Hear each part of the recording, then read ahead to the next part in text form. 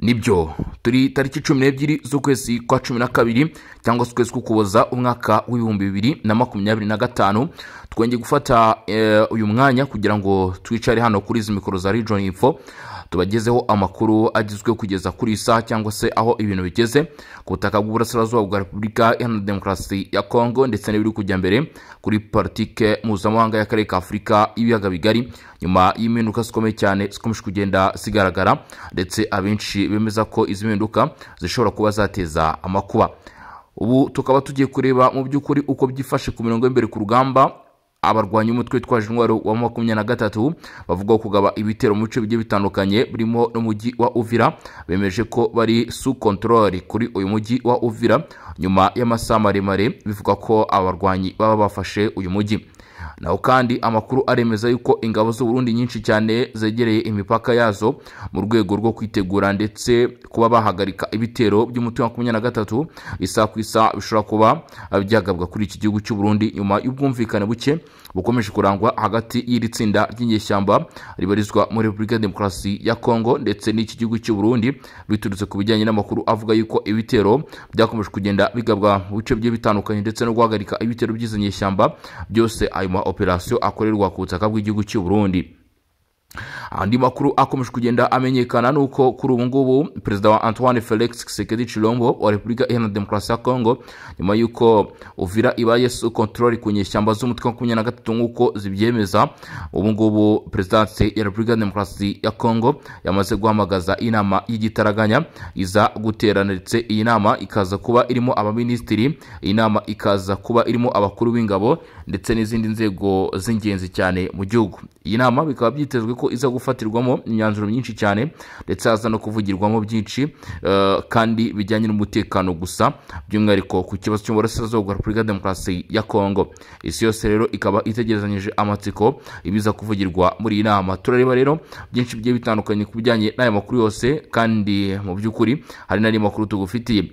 Reka rero mbanze kubwire ko ushaka kubana natwe muri groupe yacu Songa Mbere, aho uca munsi muri comment hanyuma ukareba link tuba twagushyiremo ukayikandaho hanyuma ikakugeza muri groupe yacu ya WhatsApp. Ikindi kintu nakubwira nuko mu by'ukuri ku bantu batarakanda subscribe cyangwa se s'abone ni kuri yo buto itukura, icyo bigufasha no gukomeza kugenda ubana natwe. Iyo umaze kubikora ukanda kukazogera kuko bigufasha kubona notification y'inkuru zacu tugenda dushyiraho ako kanya bitagusabye kujya muri search engine ngo wongere udusacishe, kandi mu by'ukuri wari wabashije kuba watubona byoroshye. Ikindi kintu mbabwira ni like, share ndetse n'imitoma muri comment, ariko kandi nimwibagirwe inyunganizi cyangwa se ibitekerezo kuko nabyo biradufasha ndetse kandi bifasha n'abandi kuba bamenya aho ibintu bigeze ndetse no kuba basobanukirwa.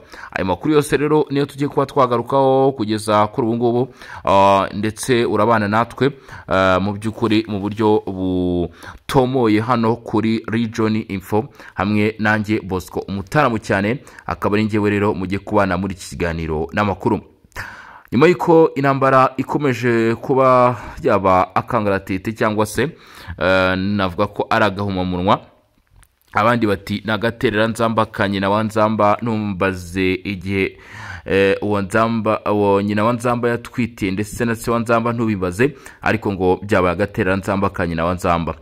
Presidence ya Repubulika Iharanira Demokarasi ya Kongo yemeje ko Perezida wa Repubulika Iharanira Demokarasi ya Kongo uyoboye iki gihugu kugeza kuri ubu ngubu Antoine Felix Tshisekedi Tshilombo yatumije inama y'abaministiri itoroshye. Iyi nama ikaba igomba kuganirwamo ibijyanye n'ibibazo ku mutekano ubarizwa mu burasirazuba bw'igihugu umaze guhinduka ku buryo bugaragara.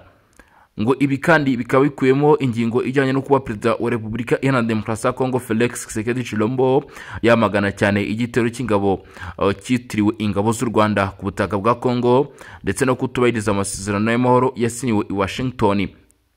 Inzego zose ngo zirasabwa gukora neza no gukomeza kuba maso. Ingabo zikomeje kuba maso nk'uko ubugizi ngo mu guhagarika ubugizi bwa nabi busabwa, kandi nicyo ingabo zisabwa zigakomeza kuba maso ndetse no kurinda ubusugire bw'igihugu. Iyi nama irazaguza inzego z'igihugu zitandukanye nk'uko byagaragaye. Ibiro by'umukuru w'igihugu wa Repubulika Iharanira Demokarasi ya Kongo mu masaha make atambutse nibo bashyize hanze mu by'ukuri ibijyanye n'iri tangazo dore ko byari mu gicuku gishyira kuri iyi tariki ya 12 z'ukwezi kwa 12 umwaka w'ibihumbi 2025. Icyo usabwa gusa kugira ngo ukomeze kugenda ukurikirana amakuru aza kugenda amenyekana mu biza kuvugirwa buri inama, nta kindi nakikubwiye no kuba waramaze gukanda subscribe cyangwa se sabone, kuba amaze kwikanda nimuze kujya kure cyangwa se ngo mutarabukira ahandi, baraza kubisanga aha ngaha. Perezida wa Repubulika ya Demokarasi ya Kongo atumije iyi nama y'abaminisitiri ndetse n'abashinzwe umutekano mu gihe igihugu cya Repubulika ya Demokarasi ya Kongo kiri mu kangaratete, ndetse bivugwa yuko ibitero biri gukorwa nk'uko byanagaragaye mu biro kuri ritangazo Prito ryashyizwe ahagaragara. Mu by'ukuri ntago bigeze baca ku ruhande, bati perezida aramagana cyane ibitero by'ingabo z'u Rwanda ku butaka bwa Kongo. Iyi ni kamwe mu duce tw'ibikubiye muri iyi nyandiko, ndetse gakurikirana n'ibijyanye no kutubahiriza amasezerano yasinywe i Washington. Izi ni izindi ngingo nshya zikomeye cyane, ingingo zongeye noneho kugaragaramo kwerura cyane, kuko mbere byavugaga ko ari inyeshyamba za 23 zisikiwe n'ingabo z'u Rwanda, ariko kuri ubu noneho nyuma y'ibitero bibaye muri Kivu y'Amajyepfo, ubutegetsi bwa Kinshasa ntabwo bukiri guca ku ruhande, buremeza ko ngo ibi bitero byaba byarakozwe n'ingabo z'u Rwanda 100%, ndetse kandi ngo ibi byahise bigaragaza umujyo wo kutubahiriza amasezerano y'amahoro yasinywe i Washington tariki enye Ukuboza hagati y'abakuru b'ibihugu byombi. Umukuru w'igihugu cy'u Rwanda Perezida Paul Kagame ku munsi w'ejo ubwo yarezaga abayobozi bari kwinjira muri guverinoma nshya, uyu mugabo yatangaje yuko haba harabaye kumva amasezerano nabi, ndetse abatekereje yuko amasezerano ya Washington ari amasezerano yo guhagarika imirwano iri kuba mu burasirazuba bwa Repubulika Iharanira Demokarasi ya Kongo baba barumvishije nabi, ko ahubwo amasezerano ajyanye n'imirwano iri kubera ku butaka bw'uburasirazuba bwa Kongo n'amasezerano ya Doha. Naho amasezerano mu by'ukuri ya Washington ni amasezerano ari hagati mu kurangiza umwuka mubi hagati y'ibihugu byombi, ndetse no kurangiza ibibazo birimo ikibazo cy'umutwe wa FDLR.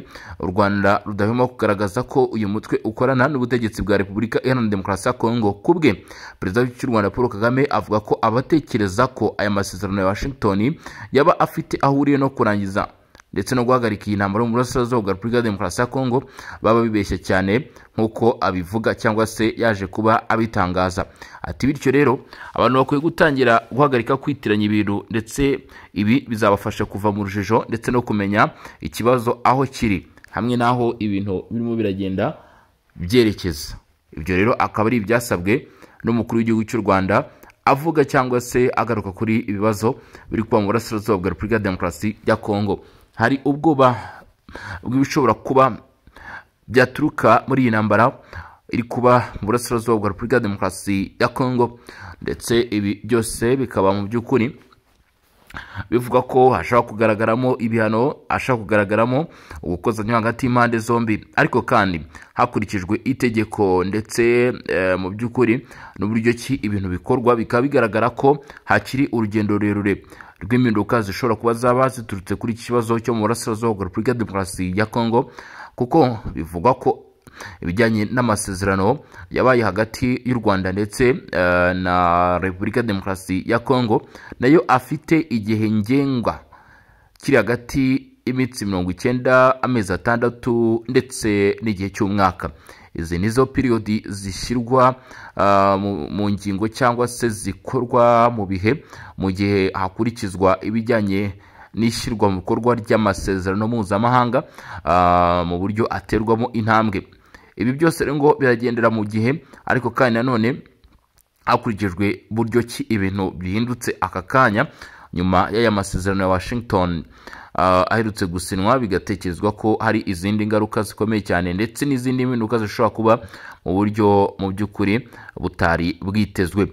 Ubutegetsi bwa Repubulika Iharanira Demokarasi ya Kongo burimo buragerageza gukora ibishoboka byose, ndetse biravuga ko inzego z'umutekano cyangwa se inzego za gisirikare by'umwihariko zirimo zirategura ama operation, ndetse hakaba hatanzwe igihe kigera ku cyumweru mu buryo bwo gusora cyangwa se bwo gutangiza gahunda mu guhagarika ndetse no gusora mu by'ukuri izi nyeshyamba z'umutwe wa M23 muri ibi bice byo muri Kivu y'Amajyepfo mu by'ukuri baba bakomeje kugenda bigarurira. Perezida Paul Kagame w'igihugu cy'u Rwanda ati ibintu bimwe biravugwa, ibiri hanze abantu barabibona, nta gushakisha wabyirengagiza gusa cyangwa ukabibanamo uko wumva bitagomba kuba, ariko ukuri ko kurahari, kuragaragara, kuraboneka buri munsi.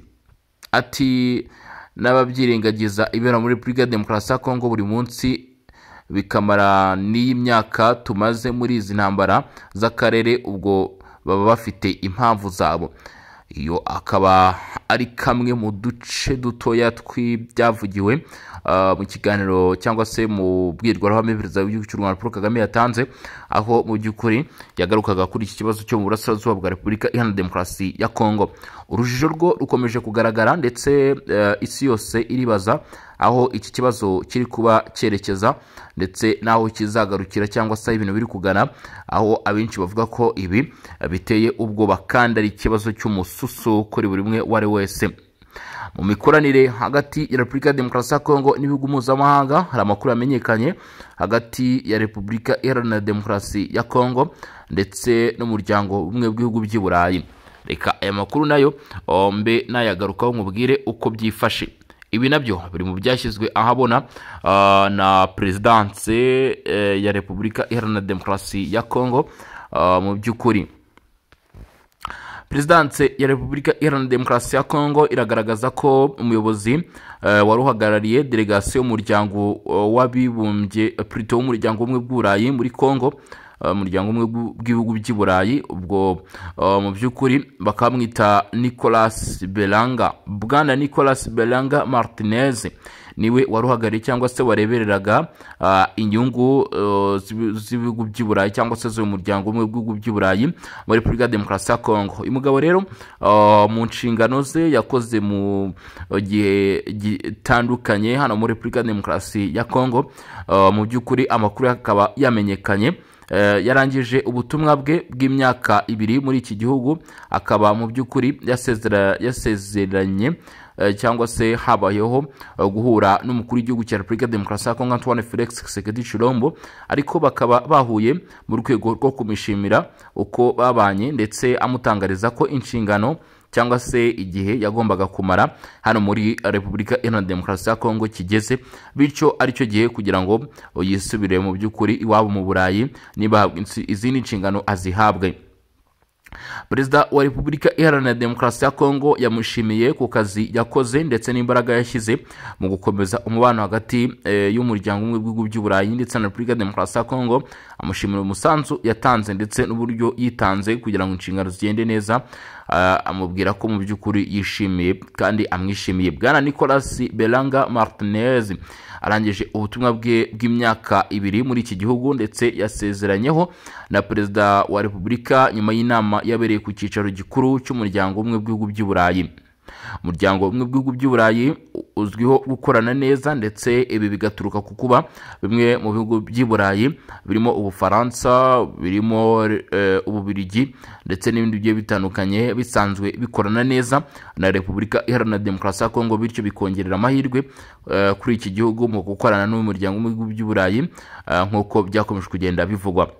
Uyu rero avuga ko ikibazo cy'umutekano mu burasirazuba bw'igihugu abigarukaho, ndavuga nyine Nicolas Belanga Martinez aruhagarariye inyungu z'umuryango w'ibihugu by'u Burayi muri Repubulika Demokarasi ya Kongo yasezeraga.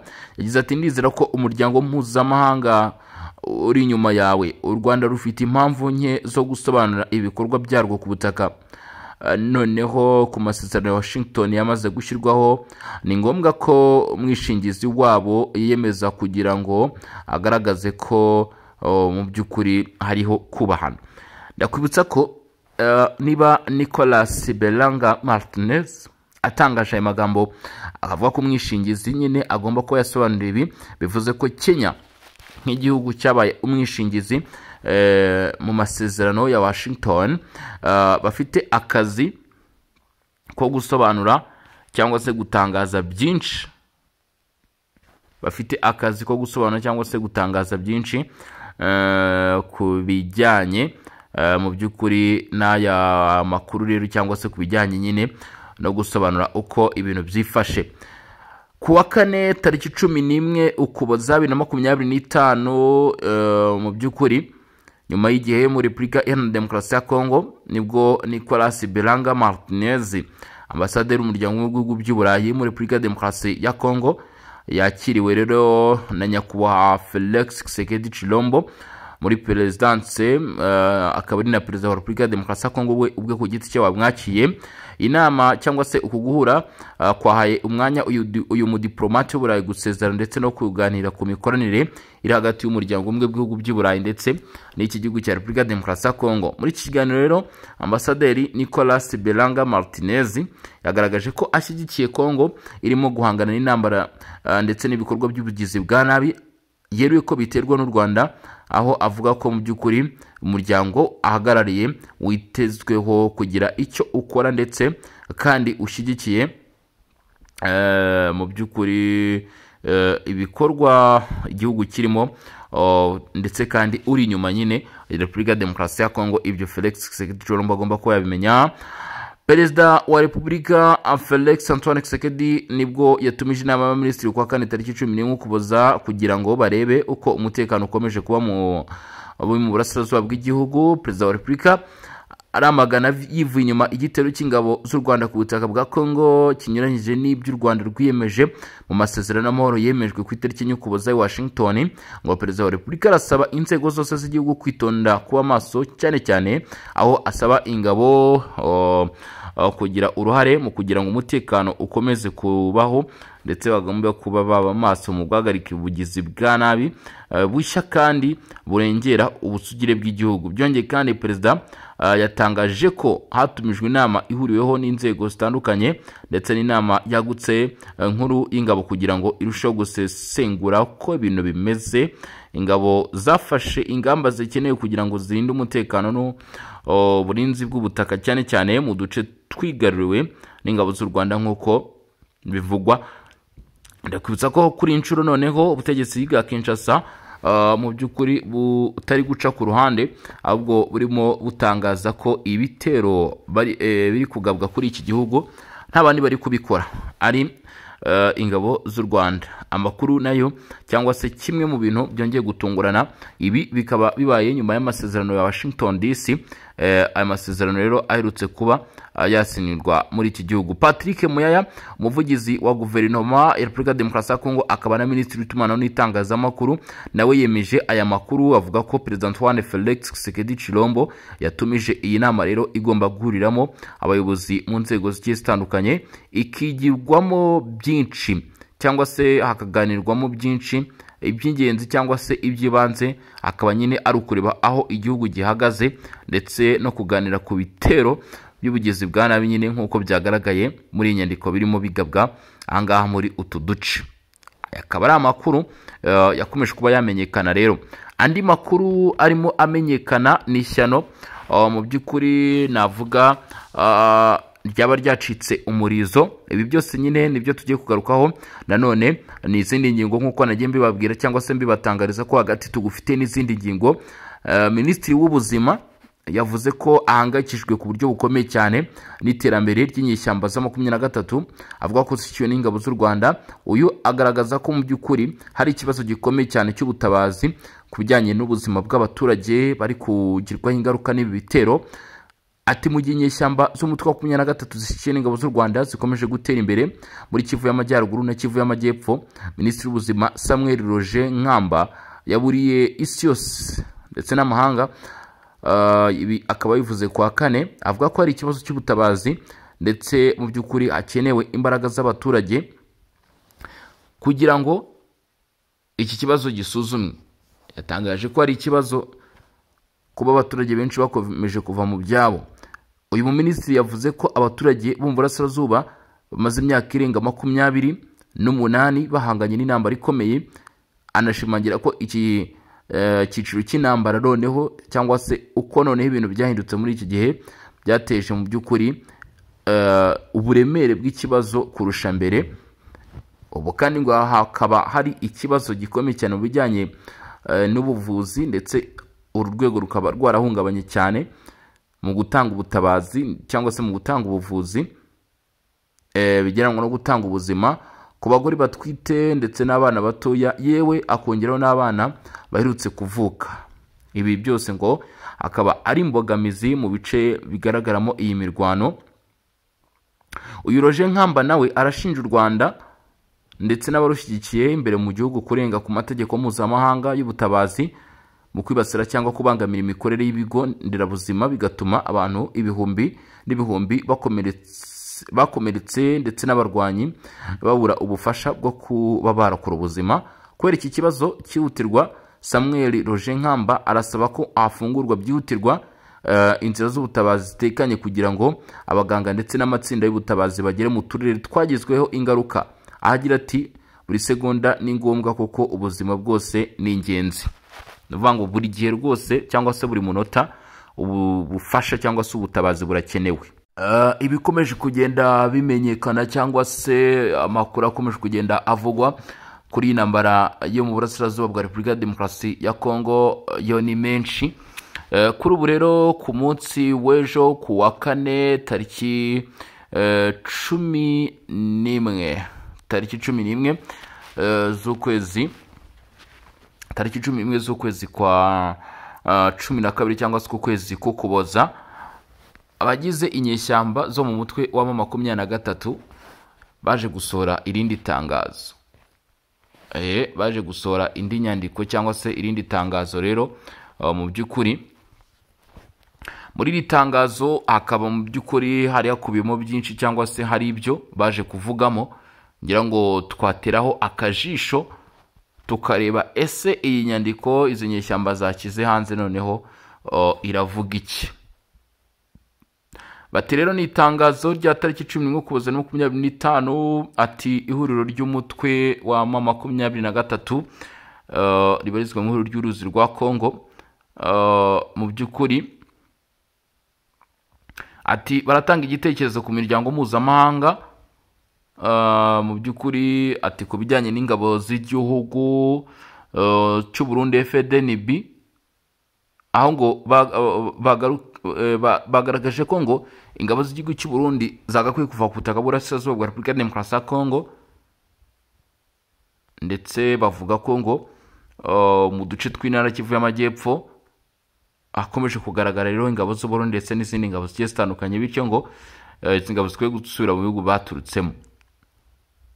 Ati kuva mu rukera rwo ku wa kane tariki 11 Ukuboza 2025 barashinja ngo aba basirikare b'u Burundi ko mu by'ukuri ngo bashinze imizi muri Kivu y'Amajyepfo, ndetse kandi ngo bari gukora ibikorwa bitemewe n'ibitero by'ubugizi bwa nabi ngo byaba biri kwibasira abasivile mu duce dutuwe n'abanyamurenge muri Minembwe, ngo kandi hakaba hatewe ibisasu mu bice bituwe cyane bishyigikiwe n'imbunda nini, ndetse ngo zikwaritse Kinshasa hapfa abaturage b'inzirakarengane benshi barimo abagore, abana, bituma akarere kajya mu bibazo bikomeye cyane by'ubutabazi.